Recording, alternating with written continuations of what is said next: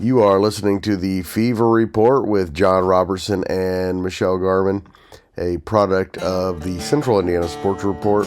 Please go subscribe for all the best coverage of the Fever, the Pacers, Colts, IU, Purdue, IndyCar, and of course the best high school sports coverage in Central Indiana.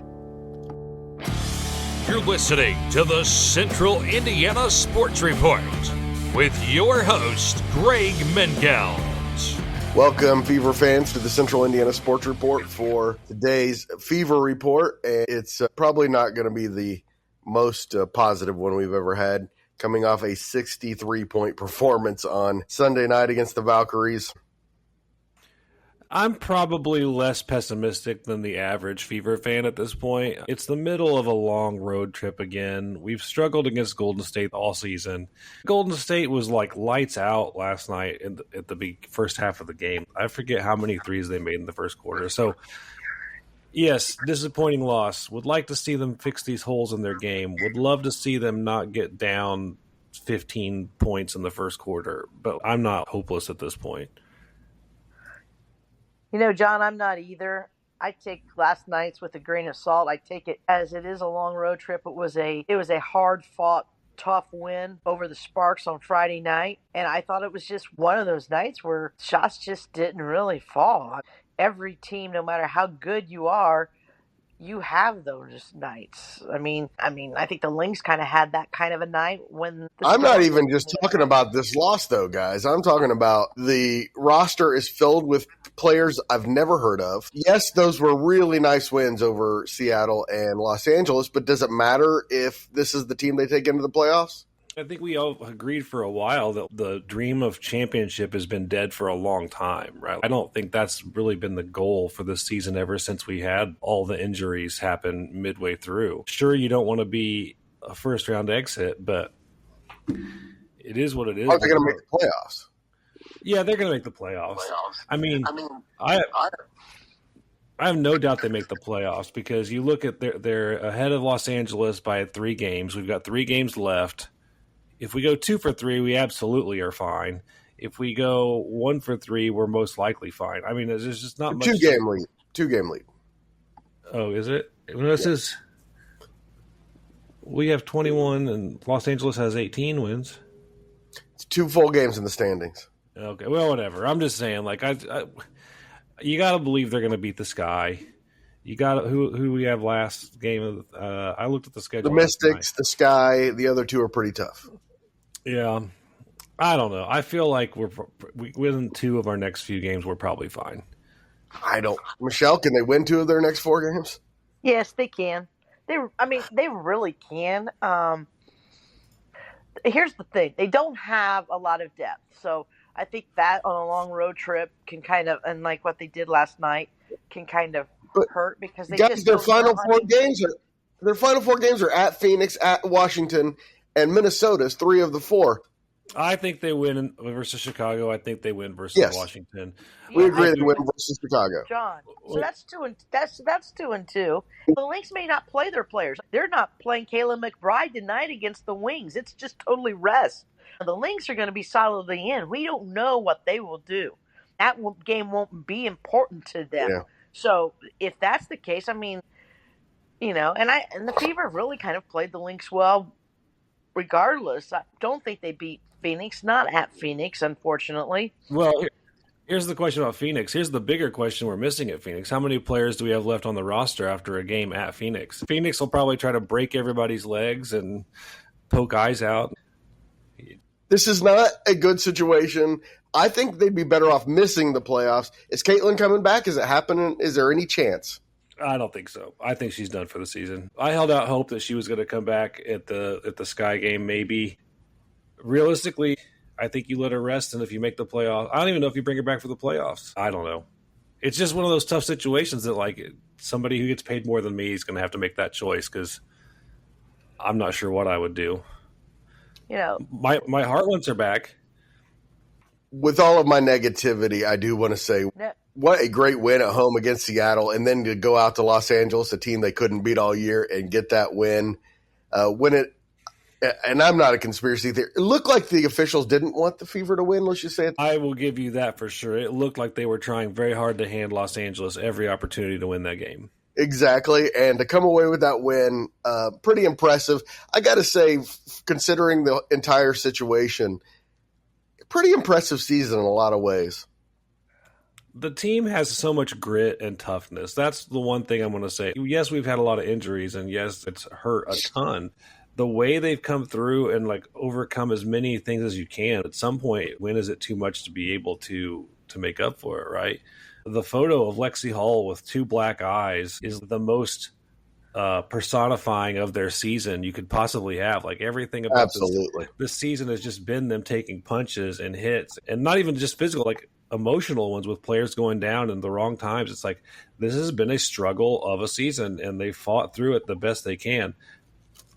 I think even if they make the playoffs, we're going to be the 8 seed. We're going to have to play the Lynx. I don't think we can win a series against the Lynx with this roster the way it is. But give them credit for fighting through adversity. Like a lot of credit to go around, and I think it will serve them well for next year, Michelle. Oh, I think so too. And I agree with John. I think they make the playoffs. I don't think they're going to be able to do anything in the playoffs. The Fever just don't have any quality depth anymore. I mean, you've had to take players and move them. It's impossible.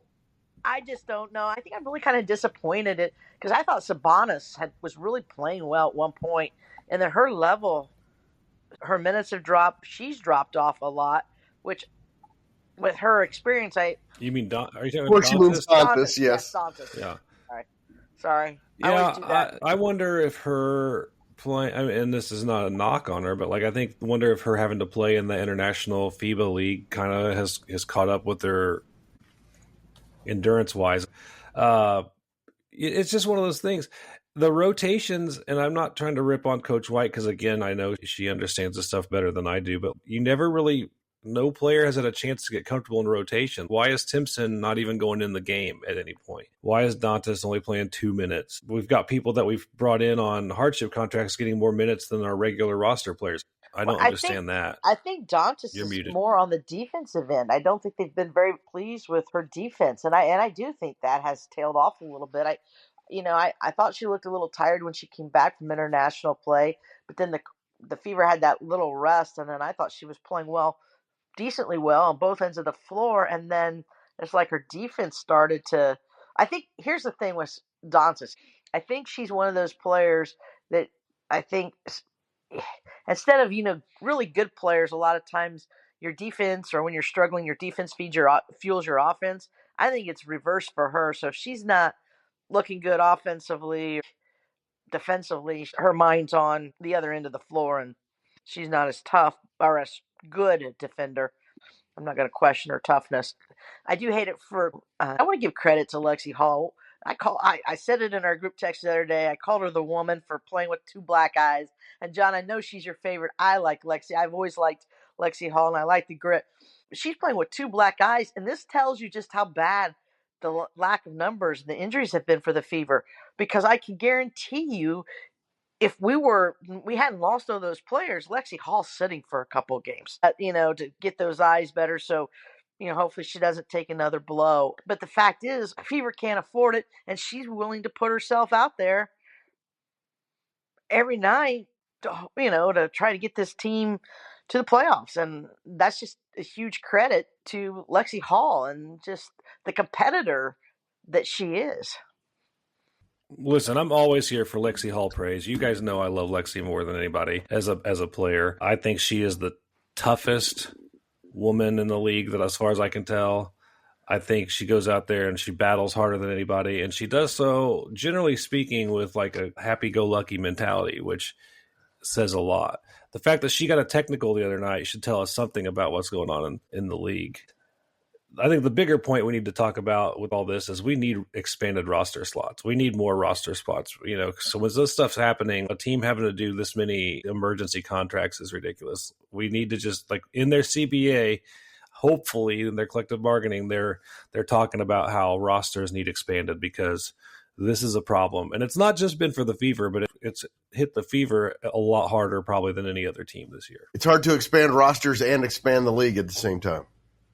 Well, I agree with that too, which is why I've not been a big fan of this league expansion at the rate it's been expanding. I mean, I'm really not. But look at the players we've picked up over the season, right? Odyssey Sims, who started off slow with us because she had to fit in, but once she fit in, she's been playing really well. She was kind of lackluster last night, but everybody's going to have a stinker of a game once in a while. But Odyssey Sims was great. Ari McDonald was great. So there's players out there that need to be on teams, but we need that to make it so that teams can absorb injuries. That's far more important to me than expanding to however many cities we want to. I've said it all year long. It's an example of the WNBA putting the cart before the horse, and they're doing the wrong thing as far as like growing the game. Their priorities are wackadoodle, I like to say. Like it's hard to even rationalize what they're thinking. I honestly can't even comprehend a strategy where it makes sense. None. In every aspect.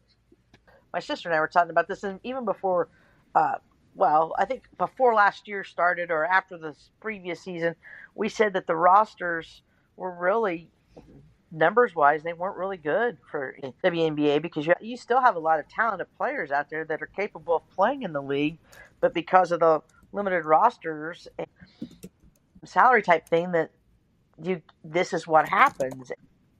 It's really a shame. I do believe the rosters need to be expanded. And I'm like you, John. I think expansion is good, but if you did 2 teams every 5 years, I think you'd be better. They just are struggling. They don't do things backwards, I think. Well, I think they've proven since 1998 they don't know how to run a business, right? Like we've seen that the WNBA doesn't know how to run the business side of things. Now that they've actually had the golden goose handed to them and like everybody wants to watch, they still can't figure it out. That's right. That should tell them something. Yeah. That's like new leadership. That's like winning the lottery and then you're broke within a year. Like, how do you even manage that? Yeah. Crazy. They have completely blown it. Every aspect of. Again, I was not paying a lot of attention to the WNBA before the last couple of years, so I'm probably not the best person for this. But I just, from my perspective, now that I've been kind of keeping an eye on the WNBA, everything they do is just the wrong move. You're exactly right, which is sad too because there's times where like there's some really good basketball and it's fun to watch. Yes, yes, that's the point. People want to sit there and say that the basketball's boring and it's not fun to watch, and you can pull low lights out of any game to create a reel of garbage, right? But honestly, it's a lot of fun, and there's some really great personalities in the league that people want to follow, and it's more than just Caitlin Clark. I agree that Caitlin Clark is exciting. She's probably the most exciting player, but there's lots of personalities that are worth following and watching. It just gets so frustrating with every time you turn around, there's some stupid story or some nonsense or the league making a dumb decision, and it's frustrating. I mean, Don, it makes me think because the league, when it first started, it wasn't huge, but it was fun. I watched it. The Houston and the Sparks with Lisa Leslie and Cheryl Swoops is a heck of a player to watch play basketball. Cynthia Cooper, Tina Thompson, they had some really good. But I think they found some success because some of those arenas they did draw pretty decent crowds. But then I think they kind of expanded maybe too much or bit off more than they could chew with teams. They've just never known how to correctly grow and expand the league. And I think part of that is they don't know how to market themselves the right way or to the right people. I'm gonna put a disclaimer that I was a 18-year-old teenage new high school graduate when the league first opened, so I wasn't really excited about women's basketball at the time. But I don't think the world was really ready for the league at the time either. I think we've reached the point where the world's ready for it. It's just they keep providing a crappy product. It frustrates me because I want to love it so much. I do. I really, really do. But I find myself just getting frustrated at management. Anyway, that's a whole other conversation probably. First, I want to say that before we move on, I've had a pretty negative tone. I do want to say for the 4 Fever players who have been there the entire year playing every night, 4 of them have been fantastic. Love. It's been easy to become a Fever fan this year because of those players. And they've added Odyssey Sims, who's been a really nice piece, similar to the way Ari McDonald stepped in earlier this year. Odyssey has been she's been playing incredibly well the last couple of games. I think that she made a couple of comments that I really think highlights behind the scenes at the Fever locker room. She says that she's never been a part of a team where like everybody's pouring into each other and caring about each other. So for all the negativity we hear about, oh, there's so much people in the Fever hate each other, it's all nonsense. The players that we hear that come from outside, other than the don't want to bother, apart from her, right. So I think that's a good sign for us, right? I think I've forgotten about her, John. Well, yeah, I basically did. I think that's a good sign. Odyssey's great. I really enjoy watching her play. We were at one of the games last week, and it was fun to watch Odyssey play. She's really exciting. Kelsey, she and Kelsey Mitchell complement each other really well, I think. I love Kelsey, and Kelsey Mitchell has by far been the MVP of the team. But I think she plays better off ball and not as the main point, and Odyssey's given her that opportunity. So hopefully they get expanded rosters and we can keep some of these people we've picked up. I've grown to like a lot of them. But I do agree with you that our core makes it easy to be a Fever fan. It really does. Against a league where it's kind of been the Fever against the league, and that's helped. That's helped my fandom as well. Anytime you got rivalry and you shouldn't honestly, this team feels like Fever against the WNBA too. John. It really does.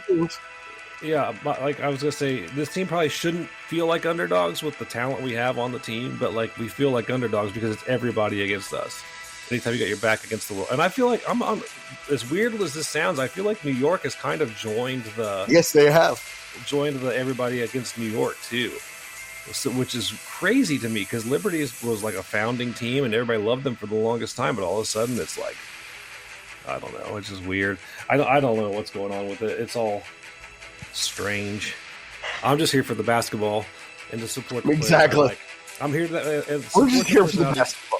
Yeah. Here's the thing. I think with the Liberty, I think there's the same faction in some ways that is jealous perhaps of Caitlin Clark.